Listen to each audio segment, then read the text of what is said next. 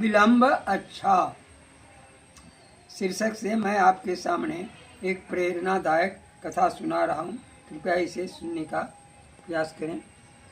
महर्षि गौतम का एक पुत्र था चिरकारी।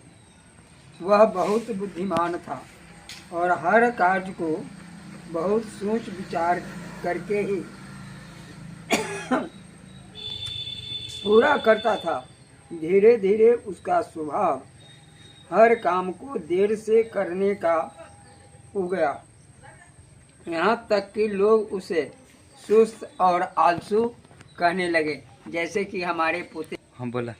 एक बार महर्षि गौतम अपनी पत्नी से विवाद हो गया। फिर वे इतने रुष्ट हुए कि उन्होंने क्रोधित होकर चिरकारी को आदेश दे डाला, इस कलंकनी की हत्या कर दो। ऐसा कहकर वे वन में चले गए। ता कमरों पड़ता चिरकारी बड़े असमंजस में पड़ गया। यदि वह पिता की अवज्ञा करे तो पाप लगेगा और माँ को मार दे तो महापाप होगा। दोनों परिस्थिति में सुख शांति और कीर्ति खतरे में पड़ रही थी, लेकिन चिरकारी अपने नाम के अनुकूल ही था। वह हाथ में शस्त्र लेकर बहुत देर तक सोचता रहा।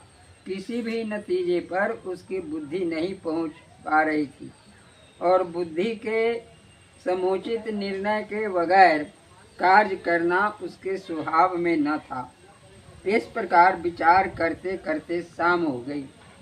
उधर महर्षि गौतम वन में गए और ठंडे मन से विचार किया तो उनका क्रोध शांत हो गया। क्रोध में आदमी न जाने क्या से क्या सोच लेता है और क्या निर्णय तुरंत कर देता है, लेकिन वही जब कुछ देर के बाद क्रोध शांत होता है तो उसकी बुद्धि बदल जाती है। वही हाल यहाँ भी गौतम के बारे में हुआ। अब वे चिंतित हो उठे कि पुत्र को उसकी माता की हत्या करने का आदेश दे आया हूँ।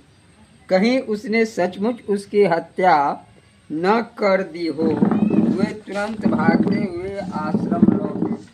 उन्हें देखते ही चिरकारी ने हाथ में लिया शस्त्र छुपा दिया। जब उसने पिता को प्रणाम किया तो उन्होंने उसे गले से लगा लिया